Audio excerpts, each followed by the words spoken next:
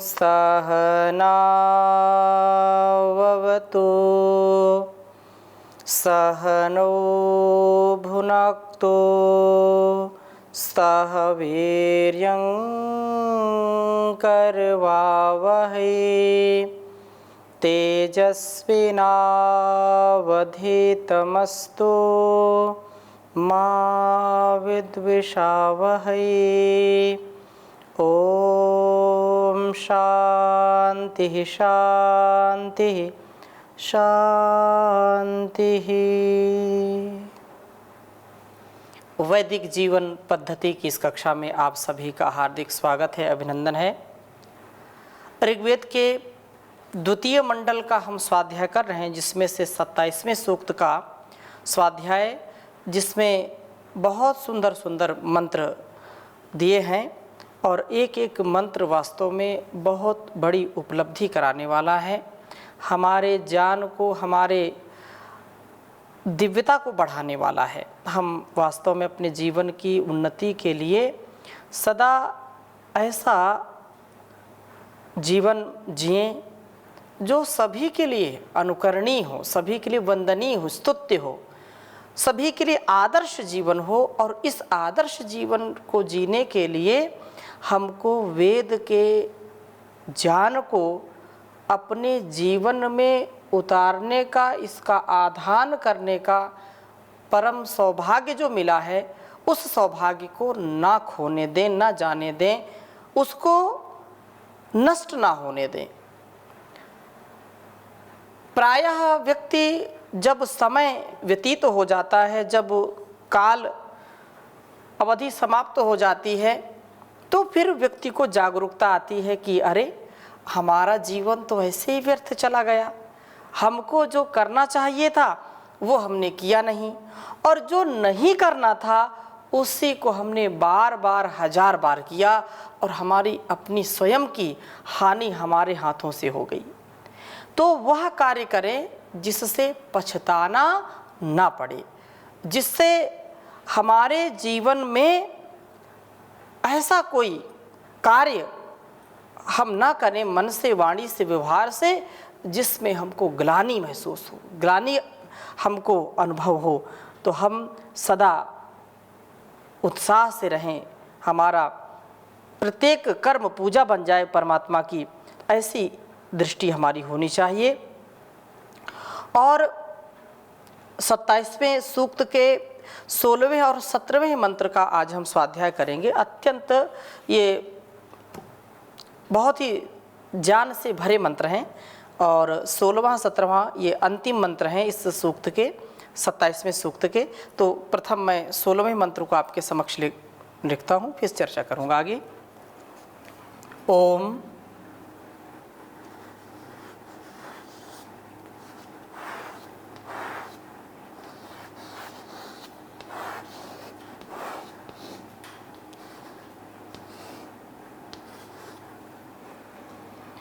या वो माया अभिद्रुहे, या वो माया। ओम या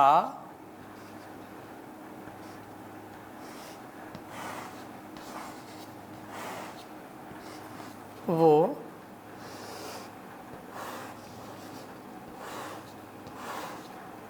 माया, या वो माया अभिद्रुहे।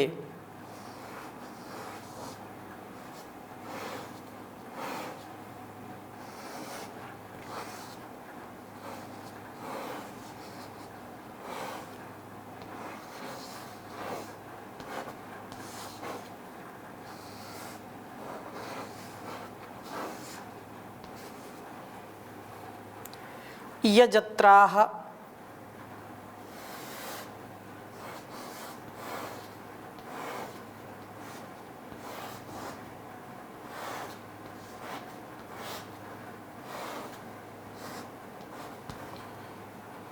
पाशा आदित्या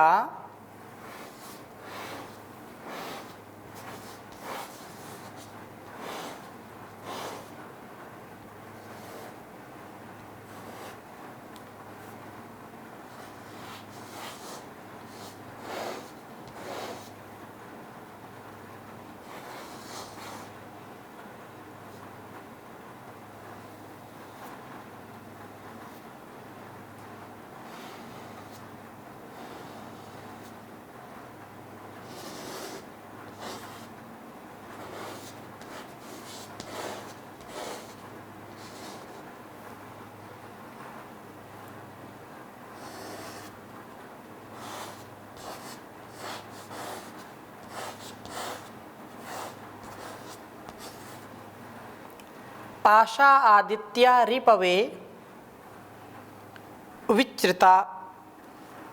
विचृताः।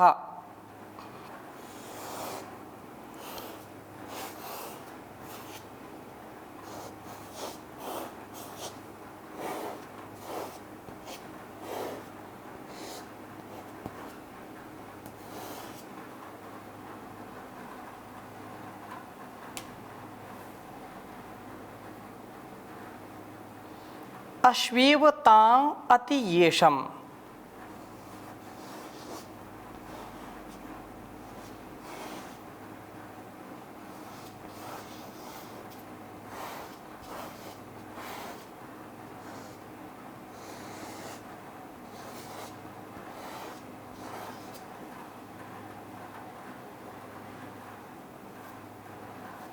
अश्वीवतां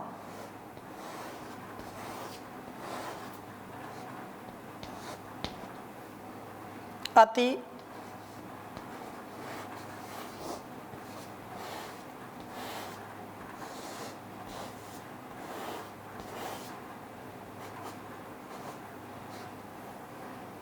येषम्।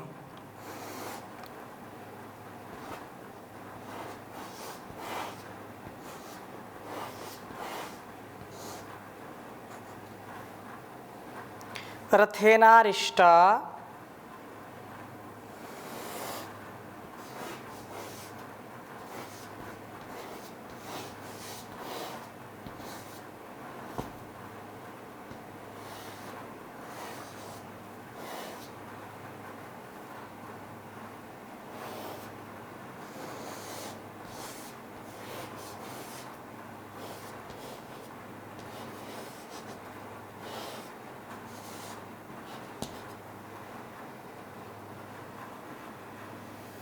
रथेन रिष्टा उरावा सर्मञ्चस्याम।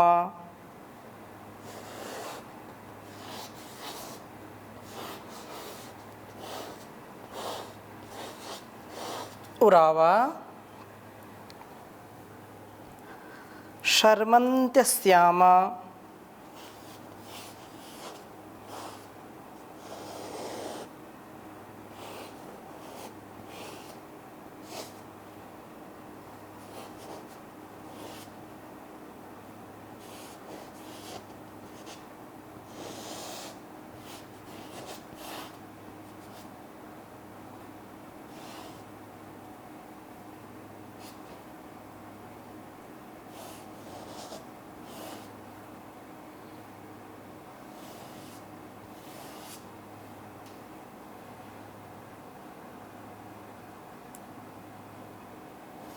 दूसरे मंडल के 27वें सूक्त का यह 16वां मंत्र है।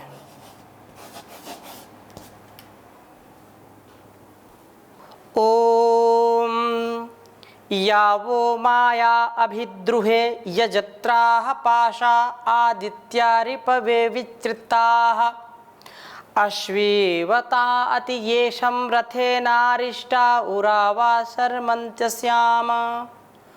ओम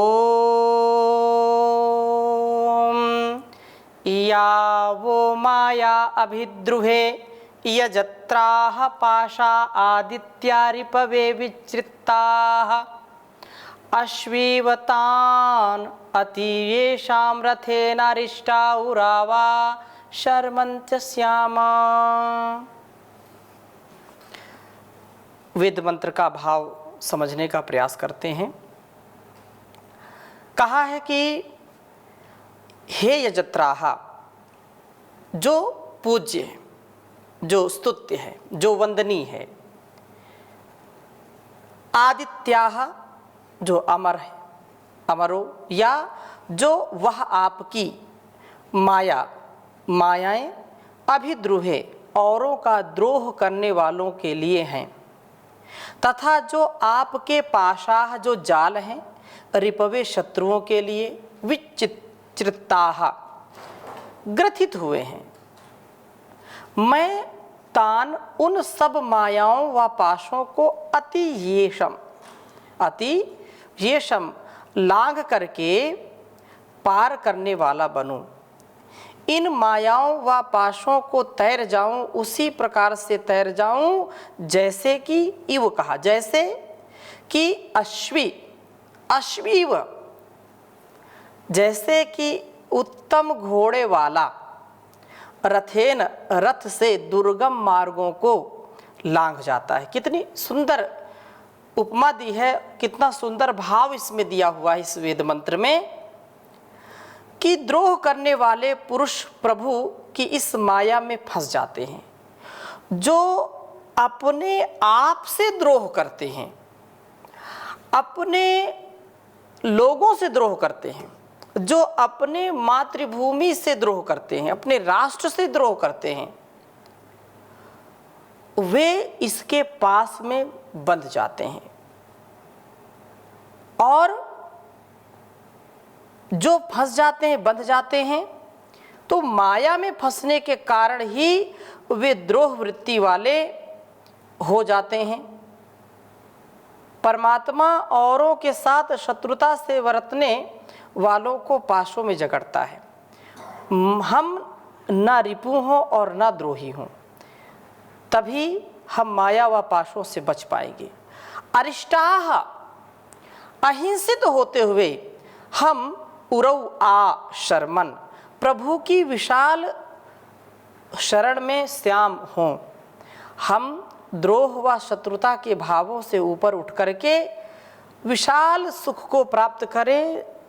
यो वै भूमा तत्सुखम नाल्पे सुखम अस्ति। जहाँ पर जिस व्यक्ति के मन में, उसके चित्त में संकीर्ण भावना उत्पन्न होती है, जहाँ पर संकुचित भावना होती है, जहाँ पर बिल्कुल अपने स्वार्थ की भावना होती है, वहाँ पर व्यक्ति दूसरों से द्रोह कर बैठता है, दूसरों के दोषों को देखता है और स्वयं दोषी बन जाता है। स्वयं अपने स्वार्थ की सिद्धि के लिए दूसरों को हिंसित करता है तथा अपने आप को भी हिंसित करता है। परमात्मा ऐसे लोगों को जो दूसरों से ईर्ष्या करते हैं, दूसरों से द्रोह करते हैं, जो द्रोह वृत्ति वाले हो जाते हैं, वे उस परमात्मा के पाश से मुक्त नहीं हो पाते। पाश क्या है? यही पाश है। हम जब ईर्ष्या द्वेष से, लोभ लालच से, जब द्रोह की वृत्ति से अपने आप को जकड़ लेते हैं, हम लोभ में इस भौतिक संसार को पकड़ना चाहते हैं, तो निसंदेह जो उसका पाश है वो हमको बांध लेता है। हमारे अंदर की संकीर्णता, हमारे अंदर का स्वभाव जो हमको जर्जर करता है, नित्य प्रति हमारे अंदर जो विशालता का स्वभाव होता है, उसको वो बांध लेता है। व्यक्ति चाह करके भी अपने जीवन को सुखमय विस्तृत नहीं बना पाता है। उसके अंदर विशालता का अभाव हो जाता है, बिल्कुल लघु स्वभाव वाला हो जाता है। और जो लघु स्वभाव का होता है, जो संकीर्ण स्वभाव का होता है, वह अपने इस जीवन को ऐसे दुख से बांधता है, ऐसे स्वार्थ से बांधता है, जहाँ पर वो कभी भी सुखी नहीं रह सकता। सदा सर्वदा परेशान रहता है, सदा उसको भय रहता है, अभय नहीं हो पाता। सदा वह मन से व्याकुल रहता है, कभी निर्मल स्वभाव से, निश्चल स्वभाव से, निर्द्वंद्व निरहंकार होकर के व्यवहार नहीं कर पाता। उसके संस्कारों में संकीर्णता पनपने लगती है और वह इस माया से जकड़ जाता है और कभी भी वह अपने साथ न्याय नहीं कर पाता। क्योंकि हम सबका आत्मा सत्य असत्य का जानने वाला है, फिर भी हठ दुराग्रह में, स्वार्थ में, असत्य का आचरण करने में हम इतने प्रवृत्त हो जाते हैं कि अपने अंतरात्मा की आवाज़ को नहीं सुन पाते हैं, आत्म प्रेरणा को नहीं सुन पाते हैं अपने स्वार्थ की जो प्रवृत्ति है, इंद्रियों की जो लोलुपता है, उसी को सर्वोपरि मान करके हम वैसा आचरण करते हैं। इसलिए कहा कि अयम निजः परो वेत्ति गणना लघु चेतसाम उदार चरिता नाम तु वसुधैव कुटुंबकम। जिसकी संकीर्ण विचारधारा है, संकुचित विचारधारा है, वह कभी भी इस संसार को अपना परिवार मान ही नहीं सकता है। यदि संसार को अपना परिवार मानने वाला व्यक्ति संकीर्ण विचारधारा में आएगा तो दुख पाएगा, और जब विशाल विस्तृत विचारधारा होगी तो व्यक्ति कभी भी दुखी नहीं होता है, कभी भी वह उसका मन म्लान नहीं होता है, कभी उसको कोई ग्लानि नहीं होती है, कभी कलुषित मन नहीं होता है। तो हम अपने आचरण को, अपने व्यक्तित्व को, कृतित्व को आत्मानुकूल बनाएं। हम स्वयं से भी द्रोह न करें, क्योंकि हम यदि आत्मानुकूल आचरण नहीं करते हैं, आत्मवत व्यवहार नहीं करते हैं, तो हम उसी समय पतित हो जाते हैं, उसी समय हमारा पतन हो जाता है, और उस यम के जो पास हम उनमें बंध जाते हैं। उनके नियम में हम नहीं चलते हैं तो हम बार बार कष्ट पाते हैं, दुख पाते हैं। इसलिए इसका नियमन करें। और यही बात यजुर्वेद में कही है, असूर्या नाम ते लोका अंधेन तमसावृताः तास्ते प्रेत्यापि गच्छन्ति ये के चात्मनो जनाः। जो अपने आत्म अनुकूल आचरण नहीं करते हैं, जो प्रभु की प्रेरणा हमारे अंतर हृदय में उतरती है, उसको जब हम नहीं स्वीकार करते हैं तो हम निसंदेह इस माया के चक्कर में फंस जाते हैं, प्रभु के पासों में हम जकड़ जाते हैं। हम द्रोह व शत्रुता से ऊपर उठें। अपने मन में जैसा प्रज्ञा प्रादिश्य को कहते हैं, प्रकर्षण जानाति प्रज्ञा ज्ञावबोधने, जैसा हमको ज्ञान है, सद्विवेक है, हमारी जैसी सद्बुद्धि है, वैसा ही हमको आचरण करना चाहिए। यदि हम अपने जाने हुए, अपने समझे हुए, अपने आत्मसात किए हुए ज्ञान से विपरीत कार्य करते हैं, हम जानते हैं सत्य बोलना चाहिए, सत्यम वद धर्मम चर, हम जानते हैं कि अल्पाहार, जो अल्पाहार है उसको खाने से व्यक्ति स्वस्थ रहता है, नित्यम हिताहार विहार सेवी, और इस सब कुछ जान करके भी यदि हम झूठ बोलते हैं, असत्य का आचरण करते हैं, और खाने में, ये तो उदाहरण के लिए हम बता रहे हैं, कोई भी कार्य हम जानते हैं कि ऐसा करना, ऐसा नहीं करना, सब जानते हैं, सत्य बोलना, झूठ नहीं बोलना, चोरी नहीं करना, व्यभिचार नहीं करना, भ्रष्टाचार नहीं करना, अपने से बड़ों का अपमान नहीं करना, अपने से छोटों से हर हमेशा प्रेम करना, उनको स्नेह देना, परस्पर संबंधों में पवित्रता रखना। हम जान करके भी यदि अनजान बनते हैं तो हम दुखी होते हैं, हम कभी भी उन्नति को प्राप्त नहीं कर सकते। डॉक्टर ने बताया, चिकित्सक ने बताया, और हमको रोगों से बचाने का प्रयास उसने किया कि इस पदार्थ को नहीं खाना, हम स्वीकार करते नहीं खाएंगे। एक बार बचा लिया रोगों से, 2 बार बचा लिया, लेकिन फिर जैसे पदार्थ सामने आता है, कोई भी पदार्थ, पेय पदार्थ हो, खाद्य पदार्थ हो, डायबिटीज है, डॉक्टर ने बताया आप मिठाई नहीं खाना, आपको रसगुल्ला नहीं खाना, बर्फी जलेबी नहीं खाना, फिर भी जैसे सामने आता है हम जरूर खा लेते हैं। तो यह आत्मद्रोह हो गया, अपने से द्रोह हो गया। बड़ों ने बताया था कि ऐसा नहीं करना और हम कर बैठे, ये उनसे द्रोह हो गया।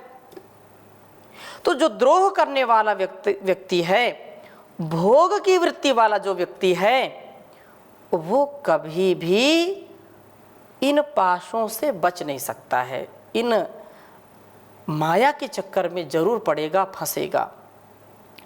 इसलिए हम इनसे ऊपर उठें और अपने जीवन को सच्चे अर्थों में जीने का प्रयत्न करें, अपने कर्तव्यों का निर्वहन करें। यही इस वेद मंत्र का अर्थ है। और कितनी सुंदर बात कही है कि जैसे एक अच्छा सारथी अच्छे घोड़ों के साथ, अच्छे रथ के साथ बड़ी से बड़ी मुसीबत को, दुर्गम से दुर्गम पथ को, मार्ग को पार कर जाता है, ऐसे ही हम उत्तम अश्व के समान, उत्तम रथ के समान, उत्तम सारथी के समान इतने मेधावी बने, इतने हम क्रियाशील बने, इतने जागरूक और उत्साही बने कि मार्ग में जो भी बाधाएं हैं, जो भी भोग की प्रवृत्ति है, वे सारी भोग की प्रवृत्तियां हमसे दूर हो जाएं और हम पूर्ण रूप से निरोगी बन करके इस संसार को अच्छी प्रकार से जी पाएं, इस को लांघ जाएं। अपार संसार समुद्र मध्य समाजतो में शरणम की मस्ती, गुरु कृपालु कृपया वदयित दुशेष पादा भुज दीर्घ नौका। ये सारा संसार अपार संसार है, ये भव सागर है। इसमें फंस जाएंगे यदि हमने ज्ञान पूर्वक, विवेक पूर्वक उस परम पिता परमेश्वर की आज्ञा का उल्लंघन किया। हम यदि उसका उल्लंघन नहीं करते हैं, वेद अनुकूल आचरण करते हैं, शास्त्रोक्त ऋषि प्रोक्त वेदोक्त स्वधर्म स्वकर्म का कर्तव्य करते हैं, तो निसंदेह इसको पार कर जाते हैं, अपार संसार, इस समुद्र को पार कर जाते हैं, सागर को पार कर जाते हैं। भव सागर में हमारी नैया डूबती नहीं है। इसलिए कहा है कि हम द्रोह और शत्रुता के भावों से ऊपर उठ करके हृदय को विशाल बनाएं और विशाल सुखों को प्राप्त करें। यह सुंदर बात कही है। इनसे, इन रिपुओं से, इन शत्रुओं को जो बांधने वाला है, जो ईर्ष्या द्वेष करने वाला है, उनको जो बांधने वाला है, इन पाशों से हम बचें। हमारा सच्चा मार्गदर्शन प्रभु करे, हमारे अंदर की संकीर्णता को और गलत स्वभाव को दूर करके हम अच्छे बने, पवित्र जीवन जीने वाले बने। और बहुत सुंदर बात कही है, मन में दूषित विचार को आने न दीजिए, मन में दूषित विचार को आने न दीजिए। आ जाए शुभ विचार तो जाने न दीजिए, आ जाए शुभ विचार तो जाने न दीजिए। मन में अनेक उठती हैं अच्छी बुरी तरंग, मन में अनेक उठती हैं अच्छी बुरी तरंग, तरंगों में शुभ विचार को जाने न दीजिए। मन में दूषित विचार को आने न दीजिए।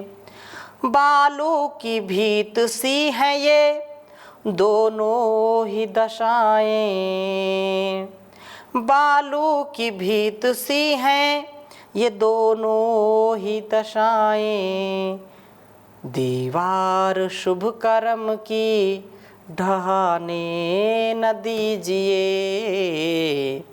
दीवार शुभ कर्म की ढहाने न दीजिए। मन में दूषित विचार को आने न दीजिए। करे शोर दुर्विचार तो उन्हें अनसुना करो, करने से शुभ कर्म के बहाने न कीजिए। मन में दूषित विचार को आने न दीजिए। निश्चिंत शुद्ध मन से तू प्रियतम के गीत गा। निश्चिंत शुद्ध मन से तू प्रियतम के गीत गा। अश्लील गीत मन को गाने न दीजिए। अश्लील गीत मन को गाने न दीजिए। मन में दूषित विचार को आने न दीजिए। तो जीवन का आधार विचार है और मनुष्य एक पल भी बिना विचार किए रह नहीं सकता। तो दूषित विचार ना आए, कलुषित विचार ना आए, हमारे अंदर विचार आए तो शुभ विचार आए। एक बार भी हमको अशुभ का सत्कार नहीं करना, एक बार भी अशुभ का मान नहीं करना और एक बार भी शुभ का तिरस्कार नहीं करना, उसका अपमान नहीं करना, शुभ का सम्मान करना, स्वागत करना, सत्कार करना और अशुभ का तिरस्कार करना, उसको दूर भगाने का प्रयत्न करना। तो आज की इस सत्संग को, इस कक्षा को यहीं पर विराम देते हैं। शेष चर्चा अगली कक्षा में करेंगे। ओम शांति शांति शांति।